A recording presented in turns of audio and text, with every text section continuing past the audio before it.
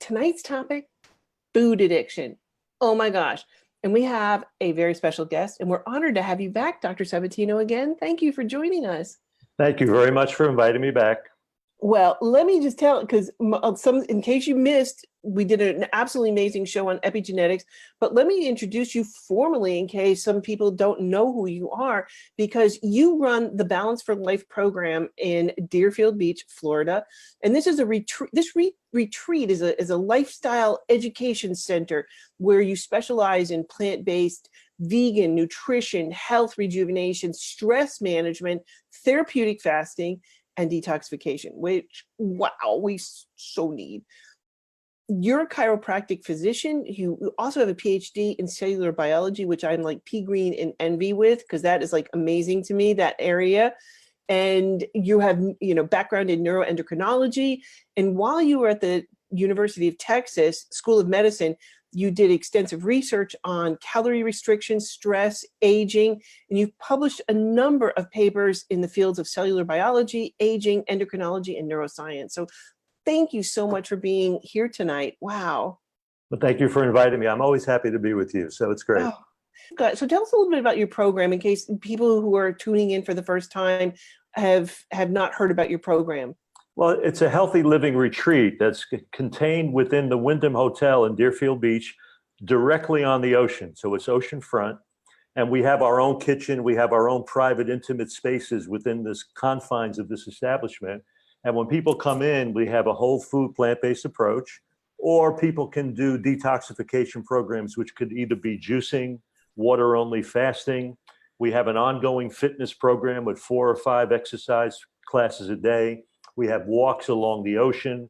We have yoga. Wait. I mean, stop. Look at you. I mean, look at you and look at me. I look like Casper the Friendly Ghost. I mean, please. I mean, you definitely have this is just from walking around. I don't lay out in the sun because I don't have the time to do that.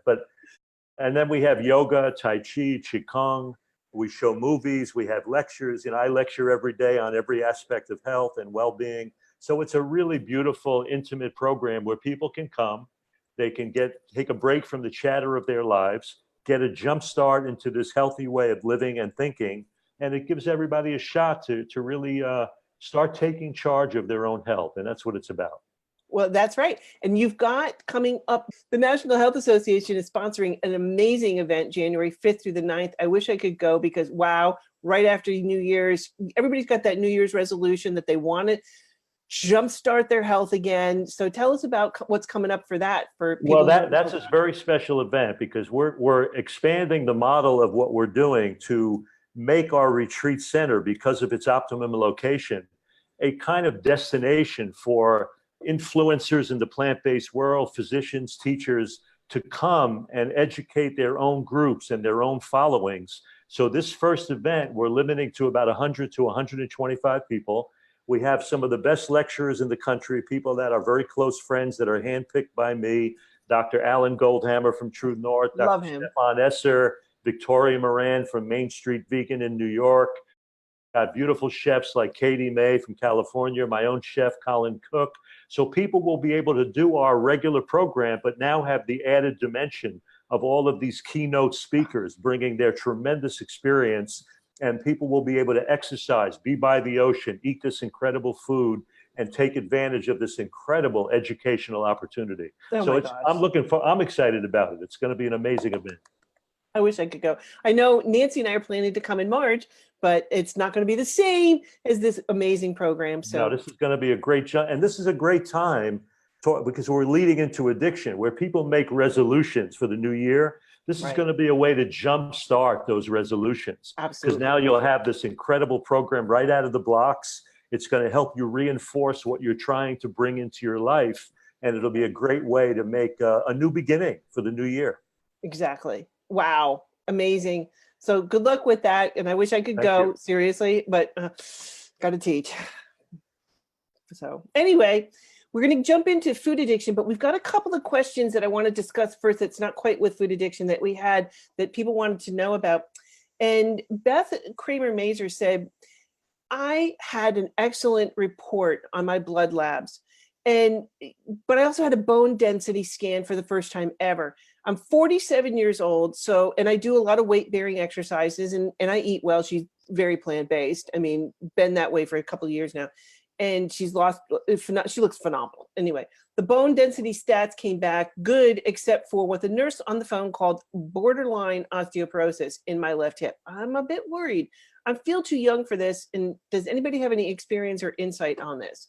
So, what is your takeaway? Well, when you hear borderline osteoporosis, it probably means osteopenia, which is really not quite at the osteoporotic level, but she's showing some bone loss.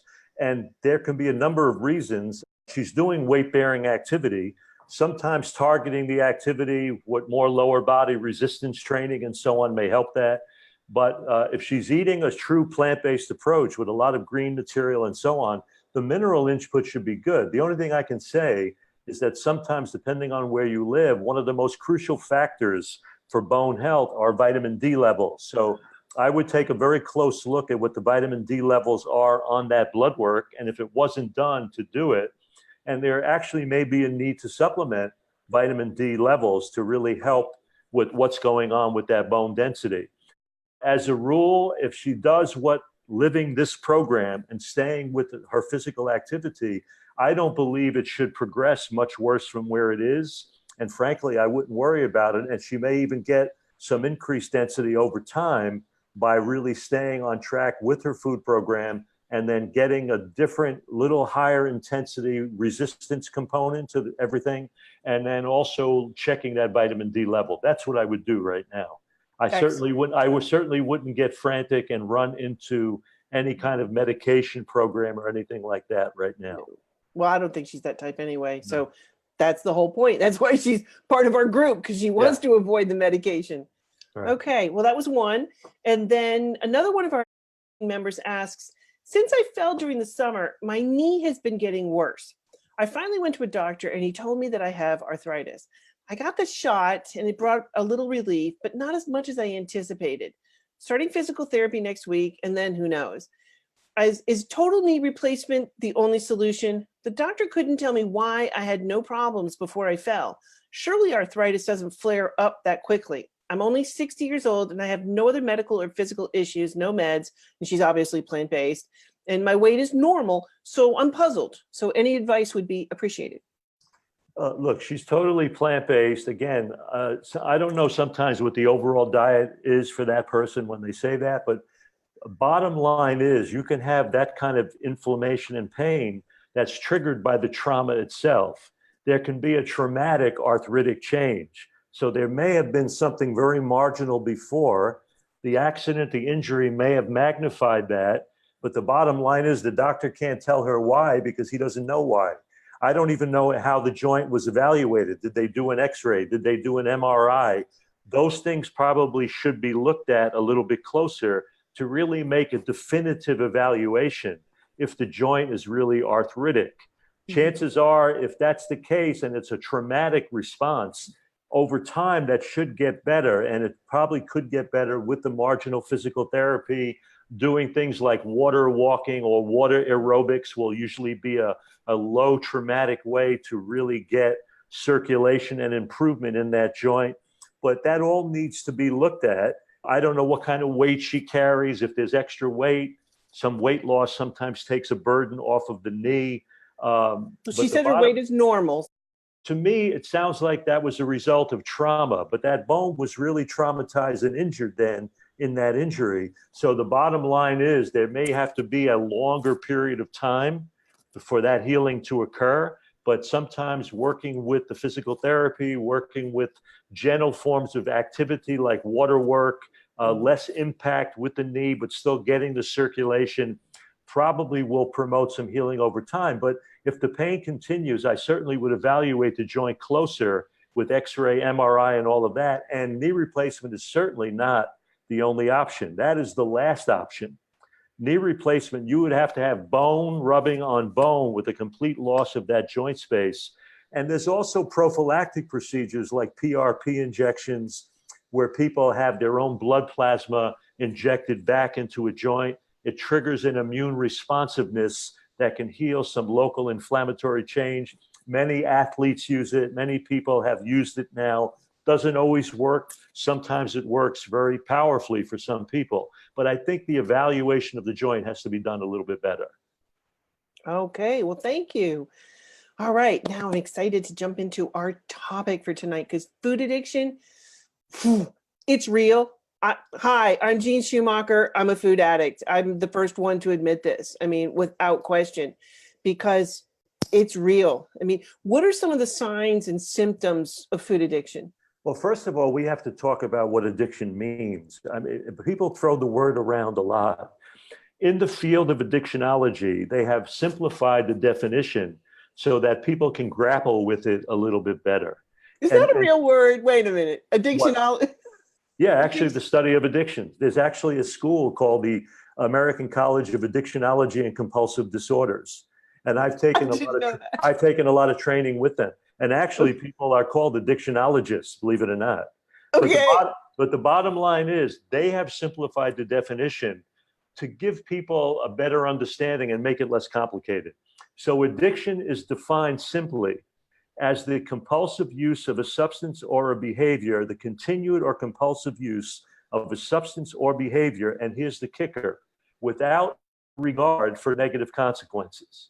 That means that you're doing something that you know is putting you or other people around you at risk, and you continue to do it because you're having a difficult time stopping it. So the guy who drinks and knows that he's driving drunk, that he can kill himself and other people in the community and keeps doing it, that would be addiction.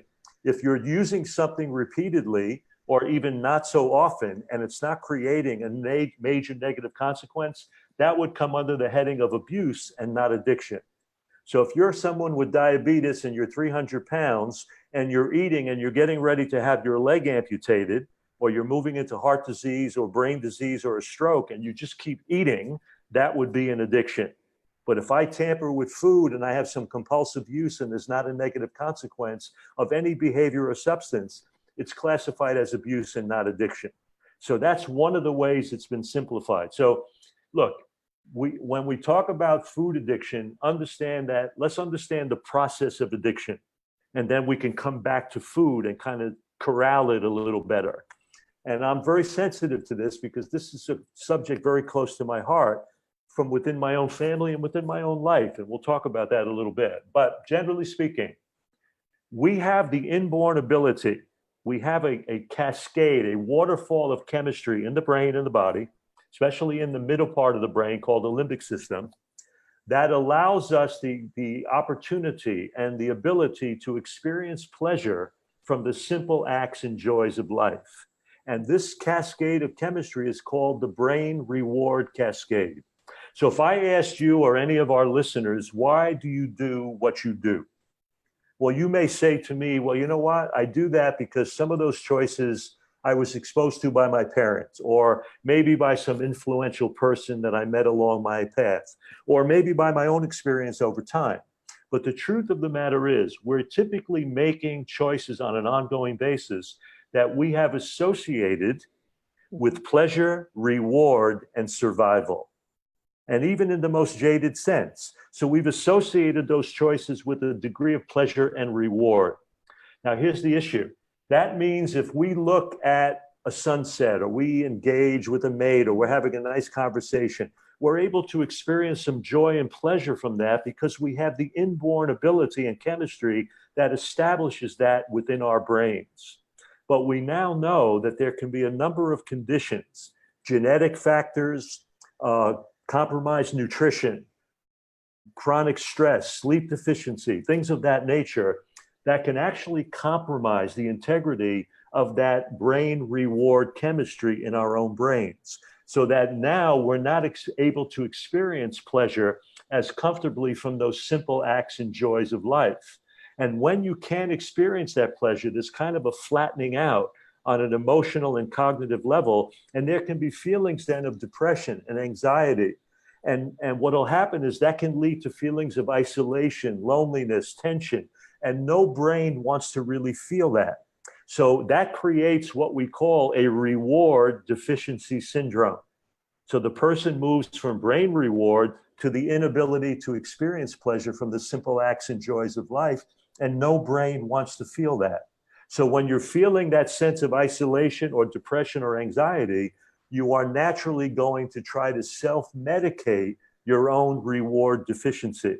And we typically self-medicate that reward deficiency with the 5 major forms of addiction. And that includes food, drugs and alcohol, sex, what used to be called gambling addiction, but is actually really risk taking, and then what are called process addictions, which include things like work, shopping, internet, all of those kinds of things. What's common to all of those things is that they basically self-medicate your own reward deficiency. What makes food addiction so unique is that you really don't have to shoot heroin, but you got to eat several times a day. So you've got to confront that little monkey meal in and meal out, day in and day out. And that's a tricky wicket, because the bottom line is there are so many issues tied into food use that are involved with how we have processed information in our lives. For example, I grew up in an Italian household. From the first breath I took, we were taught to deal with any stress or trauma by doing what? Food. Eating. You got a problem? Oh, you going through a divorce? Have some lasagna, eat something, you'll be fine. You know, and actually for a short while, you may actually feel fine. I don't think you have to be Italian. Yeah, because you've sedated. Well, what you've done is you sedated that sense of stress and trauma that's operating within you, and we've kind of buried those feelings, those emotions that really needed to be expressed and processed. So what I tell people is that when we're looking at food addiction, it's not only the content of what you eat that becomes problematic, it's the context of why and when you eat it. What are you using food for? That has to be unraveled on some level, because I will guarantee you that if you have a true food addiction, you're eating for a lot of reasons that have nothing to do with hunger or food need. You're eating for reasons to sedate feelings. You're eating for reasons to sidestep emotional pain. You're eating to deal with conditions and traumas and stresses that you may not feel equipped to handle in any other way. So you just get lost in something that has, in a sense, been the only way you've ever created comfort and distraction. And so, you know, why does somebody pick one form of addiction over another? It's a great question. Why does someone pick sex over food? Why does someone deal with alcohol and drugs over food? I think a lot of that has to do with the ways that you have been conditioned and nurtured in your life. So in my experience, in an ethnic household, food was your vehicle for stress management.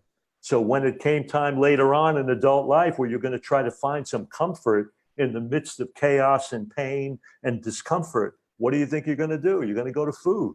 Right. So the bottom line is you've got to understand that context. So the awareness, the mindfulness of what you're using food for becomes a huge piece in the recovery process. And it also means going into a certain degree of your own pain. You know, you've got to look at what those conditions are that are your triggers for your food triggers. So it's a layer of triggers. It's not just I got a food trigger. The food trigger is not the main trigger. If you come to me and you say, you know what, I've been doing chocolate and cookies and cakes and blah, blah, blah. And I'll say to you, I understand those foods have their own addictive quality, but I'm going to guarantee you that underneath that, food is not your problem. Your brain is your problem. That reward deficiency is the issue. And somehow that has to be brought back into a certain degree of balance. And that can be done with nutrition, with certain kinds of therapeutic interventions, sometimes working with more emotional and spiritual support tools. And if you're putting your life in jeopardy, you may actually need to go through some form of fellowship 12-step approach where you really now have the support of other people going through the process while you process the context of your food use. So we know that there is a biological component that operates at a neurotransmitter level in the brain. For many years, it was just 12-step programs where they tried to get into the emotional and spiritual side of things. The problem is, as much as 80% of people that went through 12-step programs would fail. And then they would feel like something was wrong with them because they were failures, when in fact they weren't really dealing with that biological component of the brain reward cascade. So that also has to be addressed. And there are approaches that help to rebuild that cascade of chemicals, of transmitters in the brain that can help with reward deficiency. So the first step is understanding that we have a simple definition of addiction. Food addiction is a unique addiction because it's set around how we nurture ourselves with food. And there's so many psychological and emotional constructs that are tied in to the comfort and distraction that food provides, even based on our early growing years and however we've used food through the years, that it's not just as simple to say, oh, I'm going to drop sugar, and why am I going back to that? What's wrong with me? What's wrong with you is that the context hasn't been clarified through your own brain reward cascade and what you can do to maybe now support that on a deeper biological and physiological level. So that's kind of a beginning construct. So now we can go into some of those questions a little bit more, having laid that groundwork just a little bit. Wow. And understand then that there's also a time factor for that recovery. And you've got to respect that. And that's also true if you think about it. Many of the food triggers have their own addictive quality. So we know that sugar operates like a dopamine reuptake inhibitor, very much like cocaine. So when you have sugar, you've got a cocaine-like effect in the brain. So when you are using a lot of sugar and you abruptly stop it, there's going to be a bit of a withdrawal effect that will occur, and it will take a small period of time for the receptor population in the brain to be reestablished, for the release and production of that transmitter to be reestablished. We know in the brain reward cascade, dopamine is one of the major players.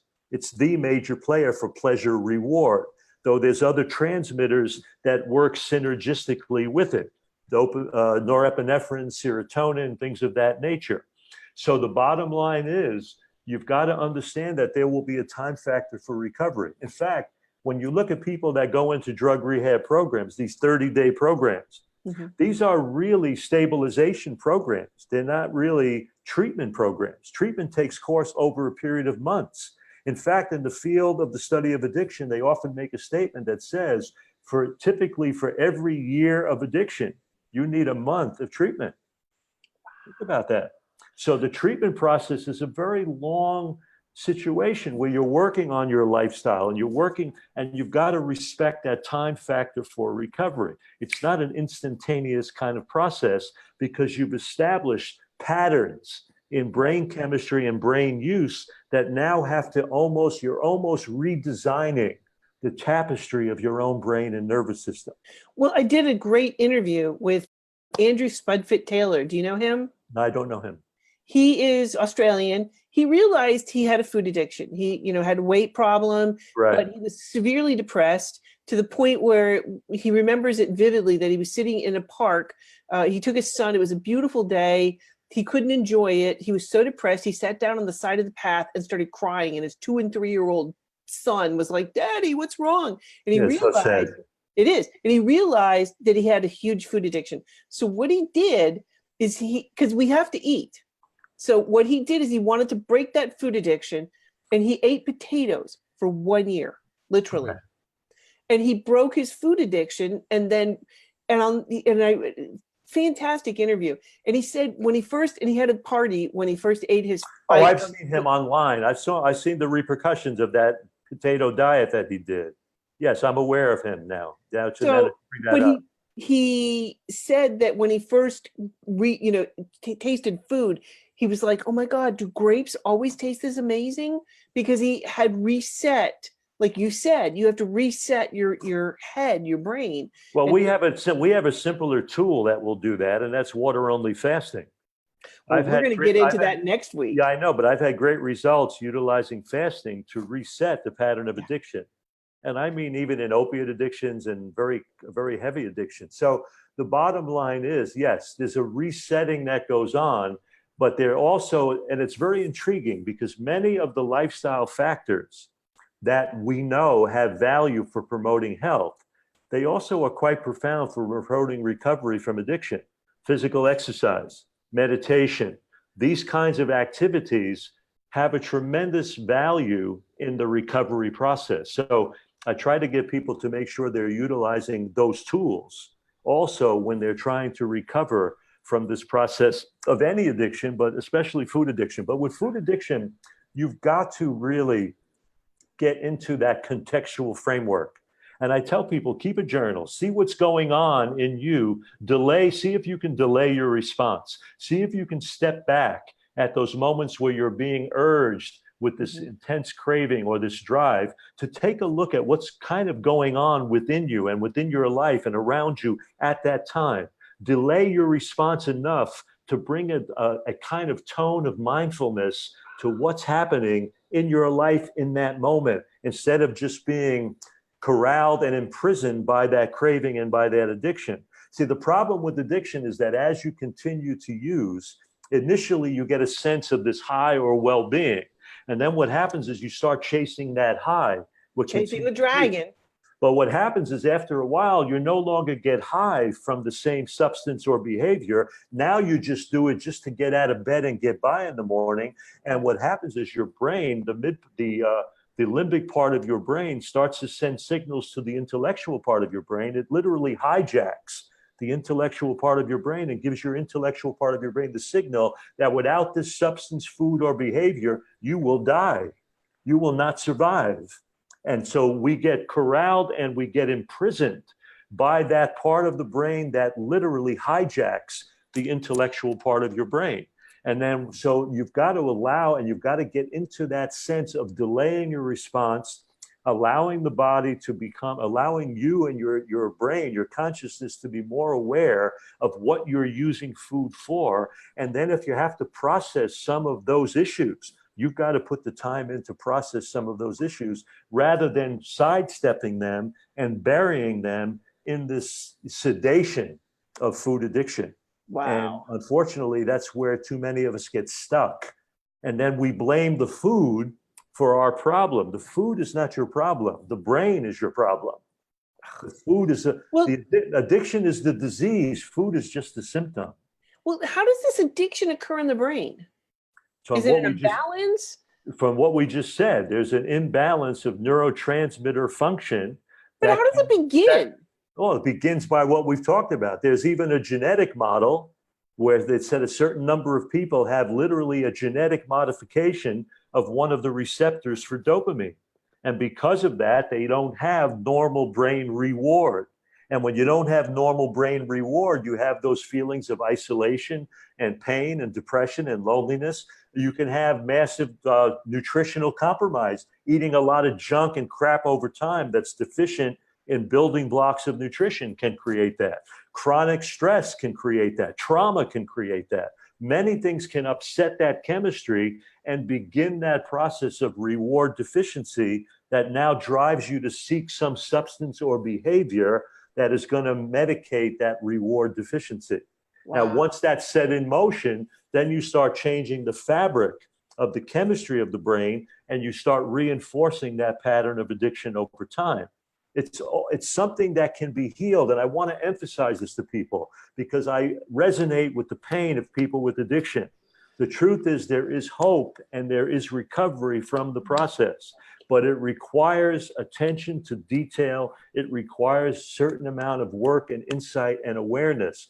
And that's why I like the whole process of mindfulness, where you bring your attention to what you're eating. You smell it, you taste it. You bring your attention to slowing down the details of eating. Think about this. In addiction behavior, so much of the behavior is completely unconscious. And so many of us in that state, we're shoveling food into the body where you're eating so rapidly that you will overeat before your brain can even register that you've begun to eat. Think about that. And we That's do me. that all the time. That's why I like plant-based foods, because you got to chew and chew and I know, right? So There's in a way, it instills a certain level of mindfulness. But Because there's no way. I mean, I haven't even finished. I've got my salad over here. I haven't finished eating my salad. There's no way you can scarf that down. You have to like the cow. You know, you're but all these junk foods and trigger foods, unfortunately, have their own addictive quality on top of the underlying addiction you're already dealing with. absolutely. So we talked about sugar having that cocaine-like effect. We know in cheese you've got casein as a protein and dairy products that create a form of morphine called casomorphine. So when you come off of cheese, there's kind of an opioid withdrawal that can happen. And I grew up in an Italian household. Cheese was a big issue for me. Getting off of cheese, I had that thing where, I had to go get a piece of cheese. I was like, I had to get that. So there's that time factor, and you've got to really respect and love yourself while you go through that, because it's a difficult process and there's a time factor for recovery, and you've got to respect it. But I will tell you that by holding the line with this kind of eating plan, getting into regular physical activity, working with a more of a psychological understanding, having some psychological support if you need it, leaning on fellowship, because a lot of times with addiction, what happens is there's two things that are hallmarks of addiction. One is denial. And as they say, that's not a river in Egypt. That's really the denial. That was bad. That was bad. That's an addiction joke. And they're not really great, the addiction jokes anyway. But the problem is you deny the negative consequence in many ways. And the other is isolation. You're eating in the closet, you're eating under the covers, you're eating in the back seat of the car, you're driving down the block. That isolation and denial are very common. And that's why the fellowship sometimes of a support group or a 12-step group may have tremendous value in bringing you out of that place of isolation, and then realizing that other people are processing the kinds of problems that you're also having. You're not alone. Right. And too often that sense of isolation and loneliness is very much a part of the addictive process. Right. No, it's true. And we're going to take a break for a second, because I just want to ask everybody, because this is such a powerful conversation. Please take a minute to share this on your timeline, share this in a group, a Facebook group, share it with 2 or 3 groups. Please share this and help get this information out, because we've got a huge problem. I mean, it's a huge food addiction problem. We just dealt with this on our last coaching call, and we just had a bunch of people that were talking about this whole problem of food addictions. And you're right. You've got to peel back these layers and figure out what's going on in the head, because it's not just the food. The food definitely is a vehicle, but my God, there's other pieces that are underneath it that you have to address. Yeah, definitely. Absolutely. And it's not easy, and it can be quite painful in doing that. And there's a part of us that doesn't want to open that Pandora's box sometimes, but sometimes with the right help and the right support, it can make all the world of difference between recovery and being constantly in the jail, in the prison of addiction. And it can make a big difference. Well, we've got Diana DePaul said, sourdough bread, that's my food demon. Makes my mind stop. I love her. I got a bread thing, baby. Who is that? What's her name? Her name's Diana DePaul. Diane, you're my girl. I got a bread thing too. And the bottom line is, I learned, because with me, I could have any food and eat a loaf of bread. I mean, that's easy enough for me to do.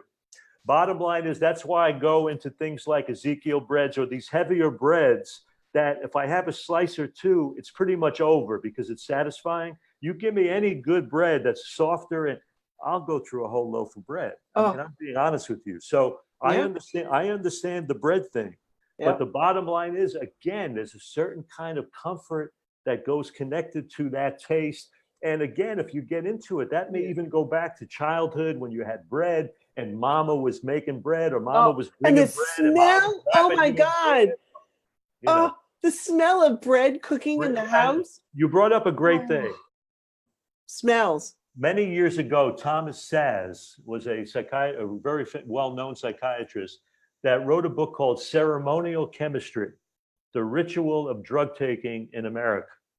And he talks about this idea of linkage that is tied into the ceremony of addiction.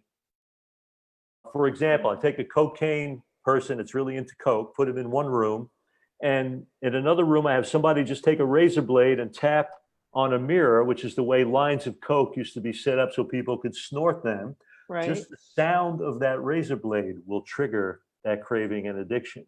Just the smell, as you said. Oh, So for example, you get up in the morning, you have a cup of coffee. Get up in the morning, you have a cup of coffee. Get up in the morning, you have a cup of coffee and a cigarette. Get up in the morning, have a cup of coffee and a cigarette. In a few short days, the smell of coffee will trigger all your craving for cigarettes. That's what we call linkage. That's what makes human beings so complicated in addiction, because we have so much ritual and ceremony that is tied into our abuse and addictions on all levels, that in a way, not only do you have to deal with the addiction, you have to break the ceremony up. So if you're really someone who's always smoking in your car, you need to break that pattern of triggering that car being your trigger for cigarettes. You've got to deal with that ceremony as well as the substance or behavior of abuse. wow. That's a key piece for how humans function. And it's very profound because we have all of those triggers, not just the food itself, but all of the stuff around it, the smells, the textures, the taste, the ceremony. You know, maybe you have a friend that you always got high with, or a part. You know, when you get together, you know that's going to trigger that desire to do what you did. You know, You're right. all You're of right. that stuff. Those triggers are multiple layers of triggers that happen. We at work, I've got a friend. She can keep a bar of chocolate in her desk drawer and break off a little piece and eat it every once in a while. Me, there would be no way. If that chocolate was in my drawer, I would eat it piece by piece until it was gone. That's the way we do it. I always tell people, how many people in the room have like chocolate? All right. How many of you can open the chocolate bar, take a small piece off the end, wrap it up and put it away? No, you small piece that chocolate bar to death. Exactly. But she can do that. It's like eating those millions of cookie pieces because you think it's not eating a cookie. You know, you break them up, you got cookie pieces until you go through a whole box of cookies, right? So okay, wait. So you're exactly right. So every time I go into her office, what do I think of? The chocolate. Of course. Because the ceremony. she has given me exactly. That's the ceremony of addiction. And that's what makes human beings so fascinating, but also makes it so difficult sometimes when you're breaking these patterns. But this is very important because that's a pattern. And when you break that, you can extinguish that pattern and create new patterns in the tapestry of your nervous system, because there's always a mind-body feedback that's going on. And what happens is the old choices that you've made up to now have had a long history and opportunity of time to weave their way into your behavioral tapestry. Right. So now you say, you know what? I don't really want to do that the same way I was. I want this new behavior to become part of me. Well, how are you going to do it? By repeat use, practice, and consistency. And that's really how we allow new choices to weave their way into our repertoire. And they will do that if you give them a chance, but you've got to have a certain amount of consistency, patience, and practice. Anything anybody has ever learned, I don't care if it's learning how to drive a stick shift, play a musical instrument, they required what? They required patience, practice, and consistency. And I tell people, do you think lifestyle choice is any different? It requires the same issues for it to become an ingrained set of behaviors.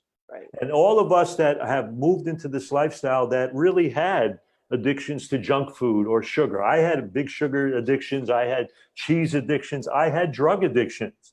I did it all on the streets of New York growing up.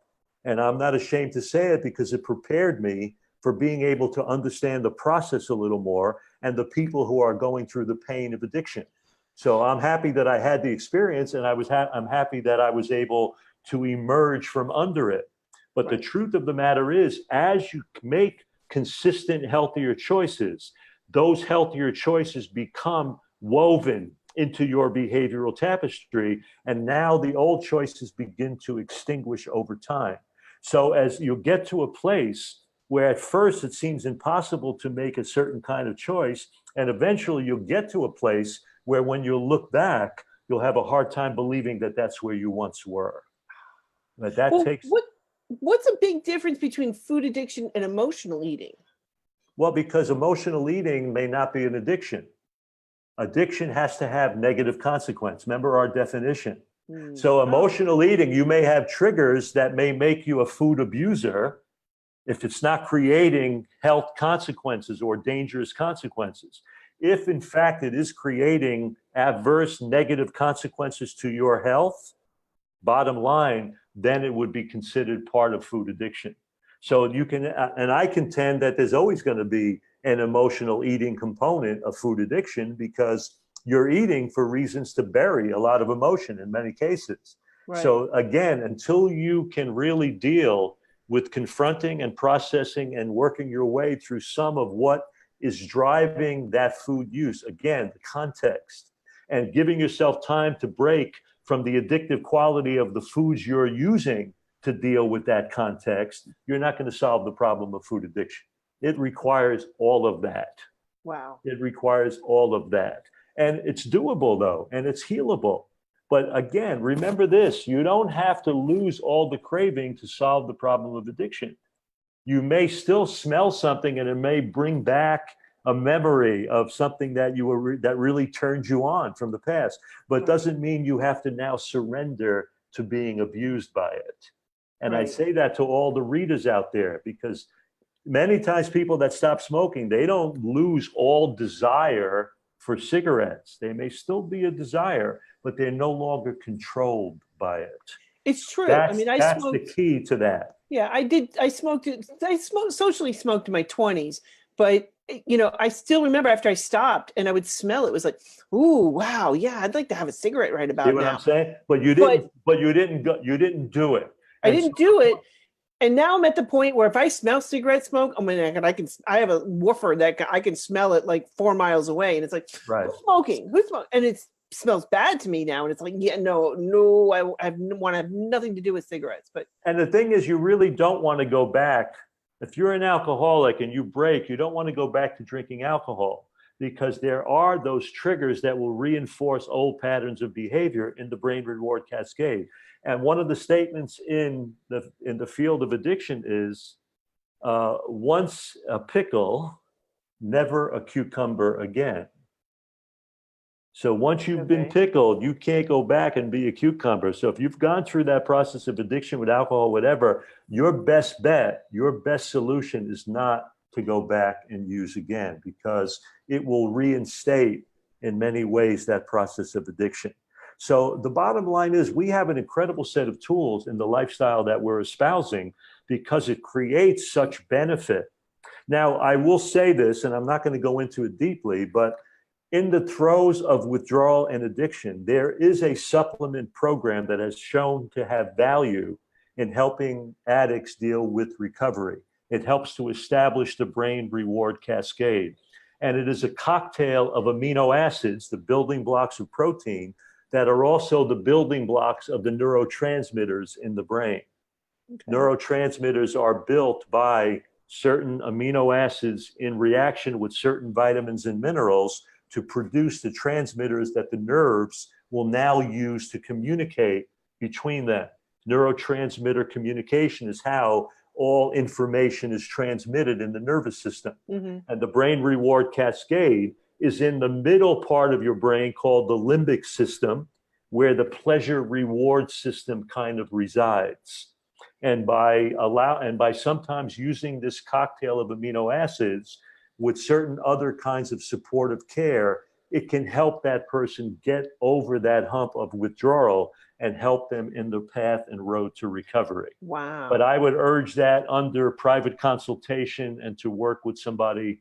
And there are people that will do that, and people that, if they want to email me or talk to me, I can address them to, what that is, but they still need to have a professional that can oversee that with them. Getting away from the trigger foods as best you can by getting involved in your physical activity, working with your sleep pattern, doing the emotional work on some level, building skills and tools of mindfulness to allow yourself to step back from the chatter of your life and look at your choices, look at how you're reacting. Well, isn't that kind of like what you do down there? Yeah, that's what we do. But that's also what I've had to do in my own life. And I mean, I'm being honest with you. My own path in terms of my own stress management has been to engender those skills more and more so that you don't react as much as you act from a standpoint of mindfulness and awareness. Right. And I call this being aware. You need a certain degree of a mindful awareness to be able to address the context of what is coming up for you when you have those cravings. Take a closer look. And it's not about being perfect, it's about examining your own life. Wow. And I love the line, it's a harsh line by Socrates, where he said, a life that is not examined is not worth living. So before he took the Kool-Aid, that was one of his statements. Now, I like that statement because we tend to live in a very Judeo-Christian environment where we have been imbued with this sense of sin and punishment. So people, how many times have you heard, oh, I ate that bad food, or I ate that good food, or I ate this bad stuff?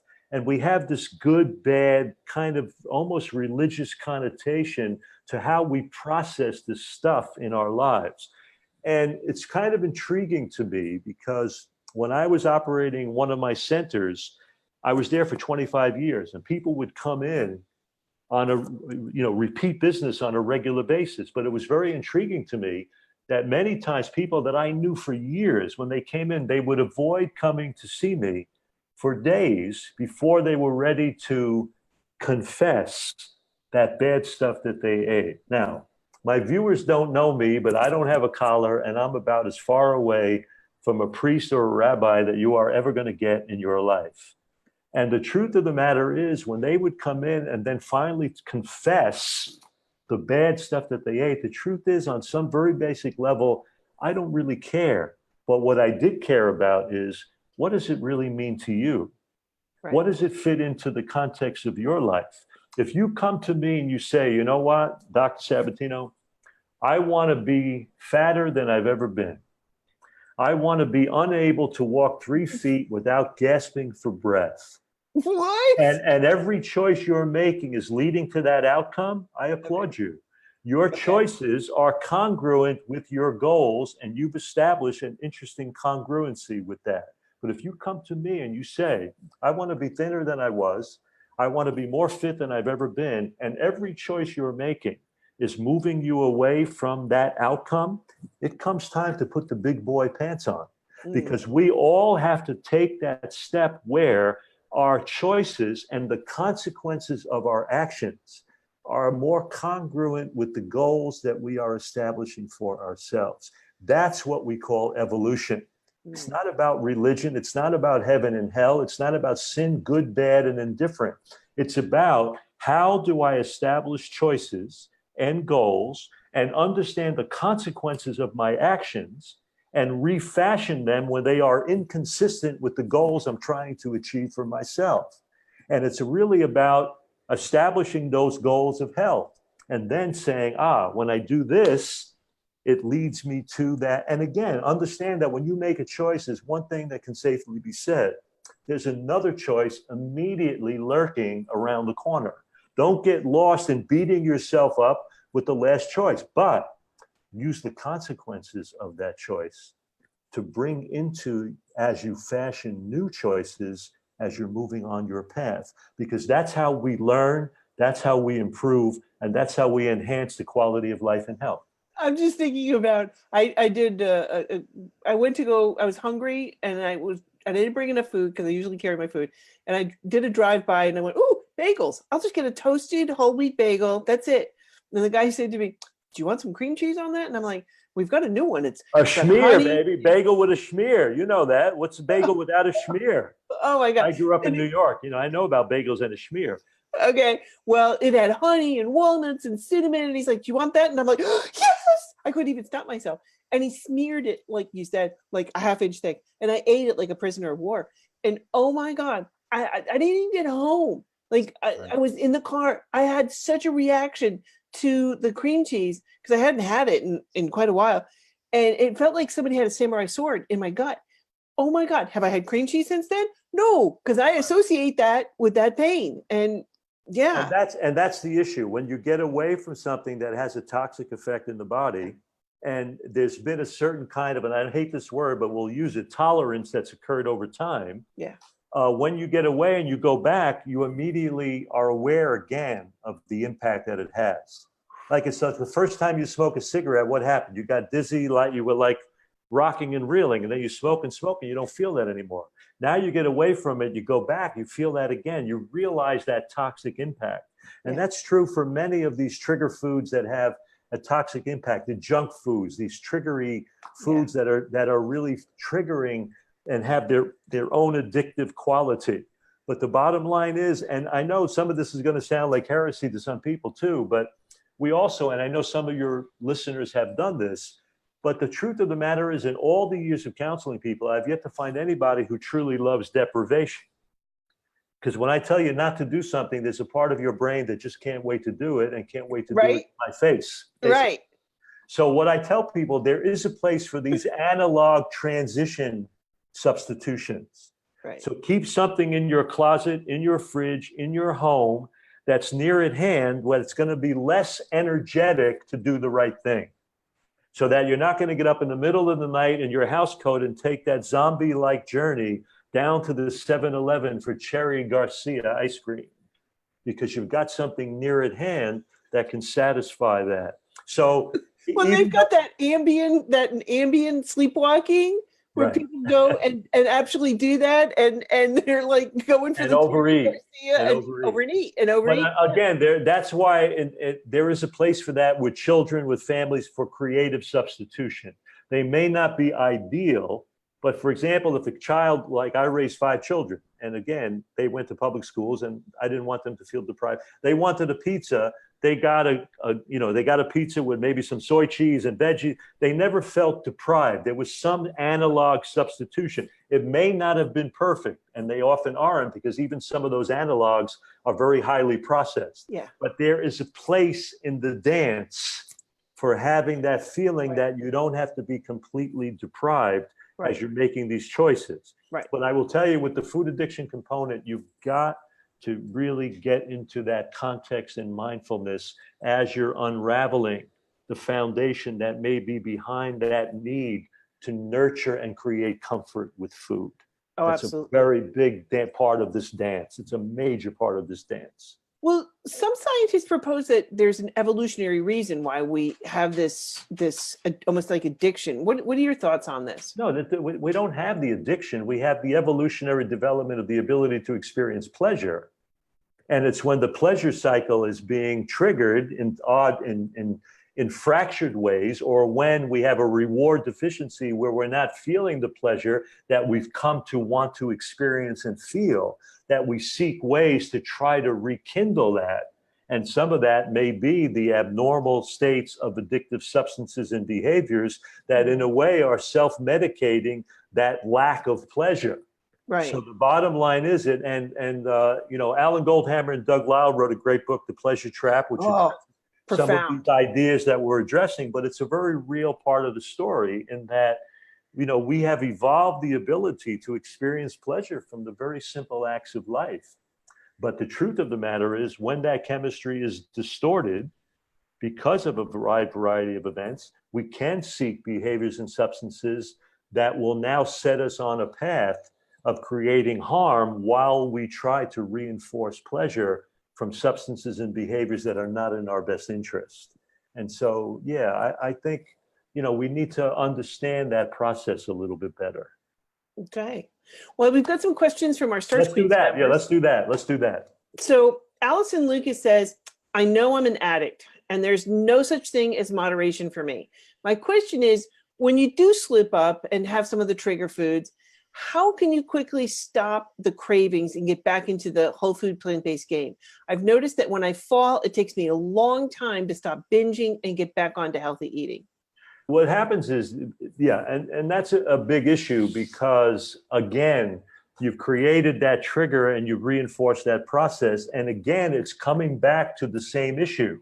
You've got to look in that moment. And I'm telling you, keep a journal and look at, as you get into that trigger, what is coming up for you? What is going on for you? What is the stress that's going on in your life? What are you participating in at that time that may be tied into that trigger? Now, once you put it in your body, yes, it may create a physiological response. This is where potentially this supplement program and this other biochemical approach may actually establish a better foundation where that craving may not be there as much. But you have got to, in the quickest state that you can, come back to eating in the most optimum healthy plant-based manner that you can.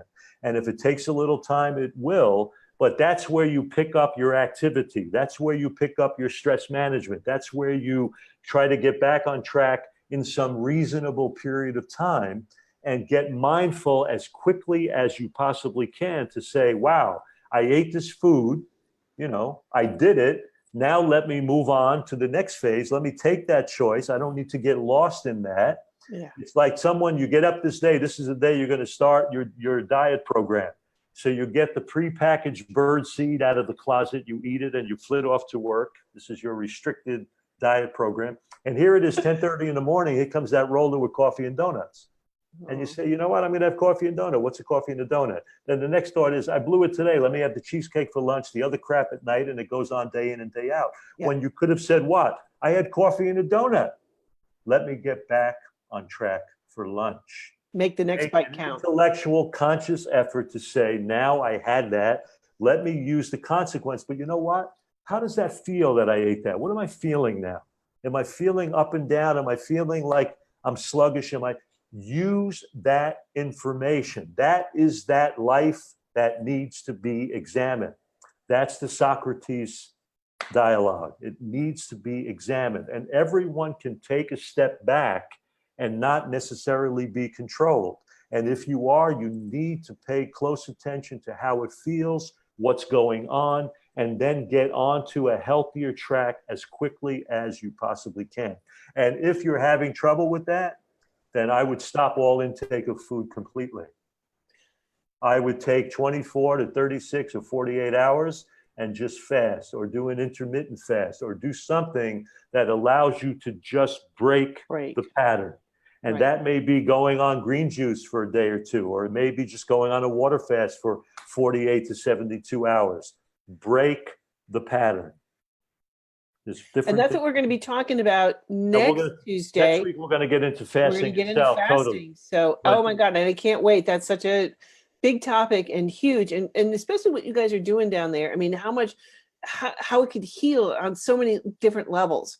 So, and I want to ask people, please, if you would, please share this on your timeline. If you haven't done so already, share this in a couple of other plant-based groups, because it's real. The food addiction is out there. It truly is. So we've got Fran Batzer. She said, when food choices are under control, because she's very plant-based. I mean, and she's been there. She's a Gerson trained therapist. I mean, but her question is, why does alcohol still creep back into my life in social situations? She says, my brain knows it's not good for me, but it does remain my trigger food per se. And it's only in social situations that she feels this. Oh, there's a part of her brain that doesn't know it's not good for her. There's a part of her brain, that limbic part, that's actually driving her and telling her that she needs that to survive. And understand that there is a certain percentage of people that have that genetic modification that I told you about of the D2 dopamine receptor.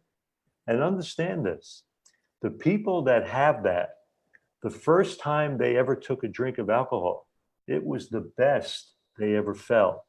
It was the most productive they have ever felt. It was the most sociable they have ever felt. And it's possible that she may have that genetic trigger that's linked with her sociability. That's a classic example of why it's imperative that she doesn't use alcohol. And for those people that have that, when you tell them, well, you know what, we're going to stop, you need to stop drinking, their first response is, what? That's the best I ever felt. And they've got that genetic construct. And there can be as much as 30% of people that have that genetic construct. And that makes that job a little bit harder for them, because there is a whole link of sociability and function that may go on with alcohol. The truth of the matter is, she's got to really make a very strong stand of not using it, because the chances are, even to use it in a sociable way, it may trigger the desire to keep using it. It may become a downward spiral if you're not careful. For someone that has that genetic construct, Right. they may very well be a candidate to stay on that amino acid supplement program for a very extended period of time, because Interesting. it will highlight and accentuate dopamine's ability to bind and act in the brain Right. in a case where it's more difficult because of the genetic outcome. Well, Diana DePaul mentioned, she says, I think this could also be part of the ceremony, like you were telling us, Yeah, it could telling be us that about, too. And that's right? again, see, that's being part of the awareness of the whole story. So you can Right. look at the potential that there could be a genetic construct. It could be a ceremonial part of that, because we are definitely ceremonial animals. Human Right. beings, we love our ritual, and you have friends that you party with, and Right. and the bottom line is sometimes in those social situations, the only way to be in that social situation is to be a little bit high, because you wouldn't even want to be around some of those people if you were straight. Oh my God, right? And that happens with some, and I've looked at that too. And when I've looked at that, I said, you know what, there were people I used to get really high with, and I knew that when I was straight, it wasn't really a lot of fun to hang with them. So I No. said to myself, you know what, those are people that I don't really need in my life, because I can't be with them unless I'm high and in an altered state like that. And so that tells me that I need to reevaluate those relationships. And that's True. true in a lot of levels. That can be true even in love relationships. That can be Yeah. true in any of our relationships. And it can be true in our social situations. Well, Wanda popped up and she said she wanted to say, does everybody know that there's a discount to attend the January 5th through January 9th Balance for Life event, and it's only good through December 1st. So I just want to get that out there. How much is that discount, by the A way? $300 discount. It's a really remarkable discount. Ooh, Let me tell you okay. something. We've established a price for this event that is so affordable, because you're talking about a 5-day conference in high season in Florida on the ocean, that for double occupancy, it's a little over $1,600 a person. That's an Oh my unbelievable God. price for That all is. meals included, everything completely included. And Oh for my single God. occupancy, just about 2,000 with the discount. Right. So I urge people right now, between now and the 1st of December, to get that in, give us a call. And again, that number is 800-663-9292. And you can go to balanceforlifeflorida.com, and there's a Okay. whole landing page with the NHA that will show all of what's happening, all the speakers, all these incredible, incredible people that are coming to share their knowledge and their hearts. I wish I could Amazing. go. Yeah, I Wish I wish you could could go. too, because I know you would love it. I know I would. Well, Absolutely. more Well, questions, more we questions. do. We have some more questions. Yeah. So Deborah Bailey asks, even if we get back on track quickly, what causes us to so easily abandon our goals for good health, for whatever our trigger food is, and how can we help strengthen our resolve? Well, the bottom line is she made a statement there that's not true. And that is, as you do it more and more, and the pattern of health consequence becomes woven into your behavioral tapestry, it's not something you can easily go off track from. It will get harder and harder to go off track. It will be easier and easier to Really? stay on track. Really? That's just a time factor, honey. That's all that is. Okay. When I look back at myself, even when I was smoking pot or doing certain things that I Right. felt I needed to do in certain relationships and under certain conditions, now that is so much harder for me to think about doing, when at the time I never thought I could do it any other way. So all I'm telling you is, yes, I understand the dilemma and I feel the pain of that. I feel the intensity of that. But I will tell you that the more you embrace that path, and the more you make those choices that have now had that chance to weave their way into your behavior, they will become your behavior. They will become your experience. They will become your new belief, your behavior, your experience. And going back to the old ways will be harder and much more difficult over time. So all I urge you is to kind of love yourself where you are, do it to the best of your ability, be mindful of what you're doing, get on track as soon as you can, do the dance, because the dance is the same for all of us. It doesn't change for any of us. It's a time factor, it's a commitment, it's understanding the consequences of what you're doing and what you're trying to achieve in your life. What are those goals that you're trying to achieve? Are your You goals have, for higher yeah. performance? Are your goals to be pain-free? Are your goals to be disease-free?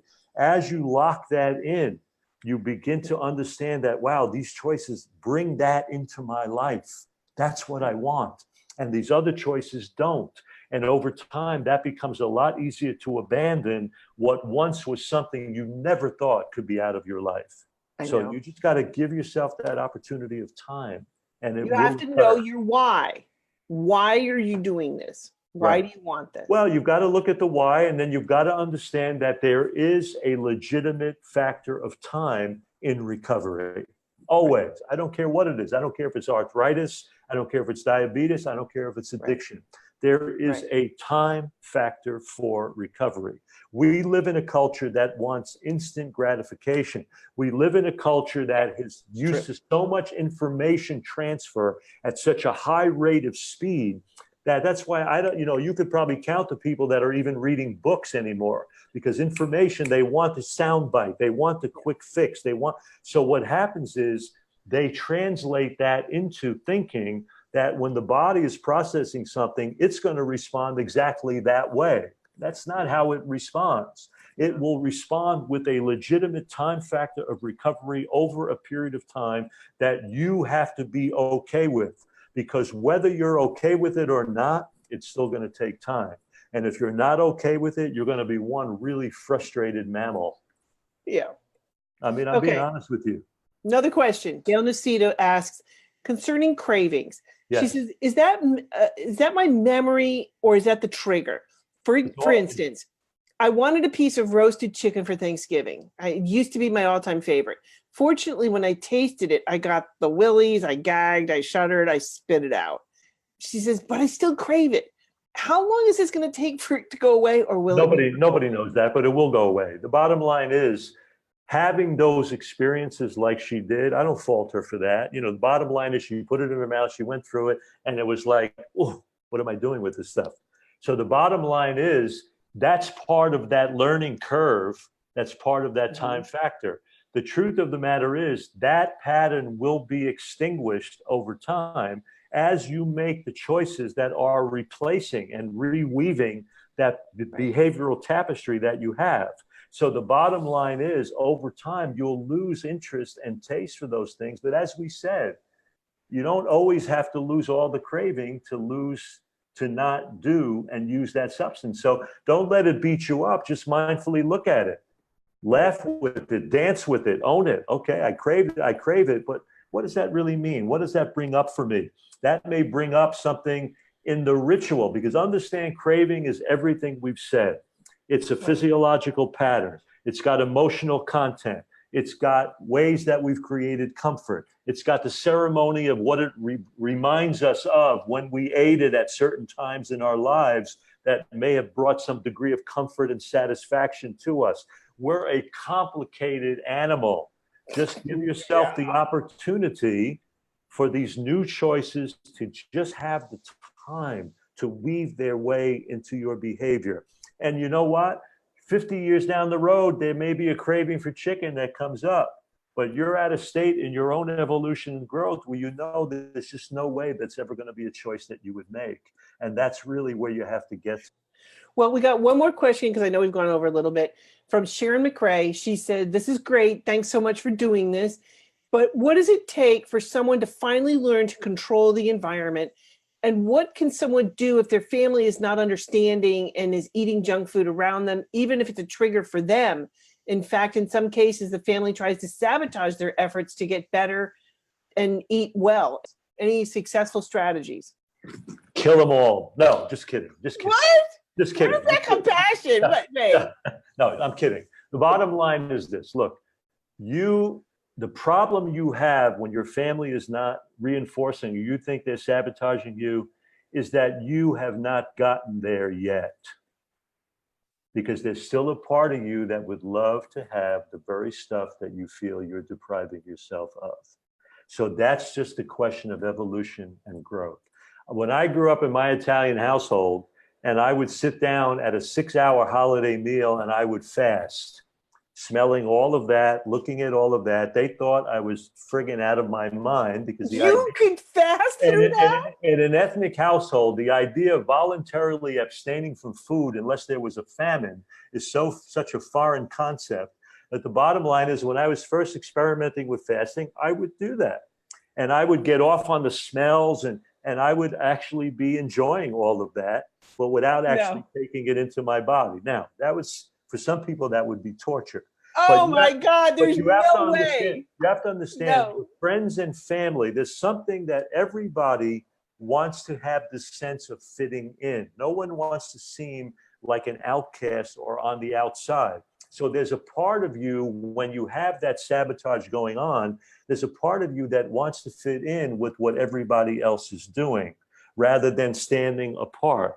And so my feeling is, what I would just do is love them in their sabotage, because that's the level of where their consciousness and awareness is, and try to hold your ground and find legitimate substitutions and opportunities within what they're doing, that you can still follow through on what you're doing, they can do with what they're doing, and you can love each other while you have your differences. It doesn't have to be a fight. It doesn't have to be a bone of contention. I don't want to be around people eating meat and doing all of that, but if you invited me, I went to a big function and there was meat on the menu, and they knew who I was, and they made me a salad and a baked potato, let's say for the sake of argument, and I ate that. I'm still going to love and interact with the people eating that meat and doing all of that, because I'm coming from a place of love and compassion. And I'm strong enough to know that them eating meat, or them saying, hey, why don't you have a little piece of chicken? And why don't you have a little piece of fish? And come on, have a piece of cake. You know you want that cake. Have a piece of cake. They're going to do all of that. And I would just smile, and I would just hold my ground for what it is that I want, because I've gotten to that point. If you're not at that point, you're going to be more easily sabotaged, because there's a part of you that is still wanting some of what they're doing, because you're not quite there yet. So all I'm saying is, give yourself a chance to get there. And don't worry about the sabotage. Just love the people that you're interacting with. Love your family members. Look, I had a mother. My mother was extremely overweight. She was diabetic. She lived her own life. My mother never heard me give a lecture, never came to a health center that I had for 40 years, and she would have benefited with her health. And I got to the point where I stopped giving her talks and lectures and information. I just loved her where she was. She ate what she ate. I ate what I ate. And when we met, we just loved each other, and we got into that space, and that was that. Because the truth of the matter is, you can't change everyone around you. And you also, when you make these kinds of choices, are strong enough that you won't allow them to change you from what you know works for you. You've got to get that consequence in your nervous system. You know this works for you. You're more pain-free, and you're more this, and you're more that. Right? And if in that moment you decide that I'm going to have a little piece of chicken, and you do that, I still love you. But use the consequence of that. Come back to your place of compassion and your understanding of what this is really all about. And it allows you to keep moving forward without fighting with people, without getting upset. Remember, the lifestyle is about the highest ideals of humanity: empathy, compassion, and love. That's what this program is about. It's not just about eating fruits and nuts. All of that is good and all of that is valuable, but it's not just fruits and nuts. The grass clippings, the tree bark. When you understand that it's embracing the idea of loving yourself, loving the planet that you live on, and loving the life of everything going on around you, you get a lot stronger in how you can stay consistent with those choices. And it allows you to break through cravings and addictions. But they're going to come up, and you may not lose them all in that moment. Like we said before, you can still have a craving and still make a healthy choice. Just understanding that you don't have to be imprisoned by that craving and by that choice. But there will be a time factor for the new choices to become so enmeshed and a part of you, especially if you had a lot of compromised food addictions in the past. There's going to be that time factor that it'll take. And if you need emotional and other kinds of support, then get that. If you're finding that it's too overwhelming, talk to people, work on those things, work on that mindfulness, work on the emotional context. We can all do that better in our lives. And I'm telling you that it's an essential part of solving this problem. And Wanda just popped up and said, empathy, compassion, and love. So very true. We gain our health so we can enjoy life with empathy, compassion, and love. the That's what it's best way about. that I know to connect and thrive. So right, Wanda. And You that's can't- why part of addiction is breaking through the isolation and the self-centeredness of your own addiction and understanding that you're embracing a kind of a spiritual tone that becomes concerned for things outside your own self-interest. Right. And that's also part, to me, of addiction, helping others. The Right. last components of the 12-step program in addiction are now, after you've made amends, after you've made reconciliation, the last phase, the last step, guess what it is? Going out and help someone else with the same problem. Right. Giving service, when we talk about servicing something, a bigger agenda than your own self-interest, I urge people to get involved in that. That's also a tool for dealing with your own self-centered isolation and addiction. And when you start servicing and helping others, that also is a very valuable piece to recovery. It is. That's been what I've chose to do with my life, and I continue to do it. And that's I know. How long you been doing this? a long time. Since Right up there, the since dinosaurs. since I was a late teenager. We're talking about, 40 to 50 years. Think about that. Yeah. 40 to 50 years. Wow. Okay. Wow. I know That's it is powerful. mind-boggling. It is It is. mind-boggling. I And mean- understand, I want your listeners to understand that I'm not coming from an ivory tower. I've been through an endless array of addictions and abuses in my life, using drugs, food, and all of it. So what we have talked about today have been very important parts of my own path to recovery and my own way of then being able to help many people that have had this pain of addiction. Right. And the strategies and some of the ideas we talked about, as simple and as maybe simplified as they may sound at times, are very powerful and profound. And I urge you to use the full complement of the lifestyle factors that we talked about with physical activity and stress management and all of these pieces. They have remarkable value. Laughter has remarkable value in raising opiates in the brain. So having that attitude of gratitude and laughter and having all of that as part, all of those pieces are part of what we can also call the neurobiology of happiness that play in our brains. And that's all part of how we create a sense of well-being, joy, and embrace this incredible opportunity of life that's surrounding us. Well, Dr. Sabatino, this has been amazing. I know you've got this wonderful conference coming up January 5th through the 9th with the National Health Association.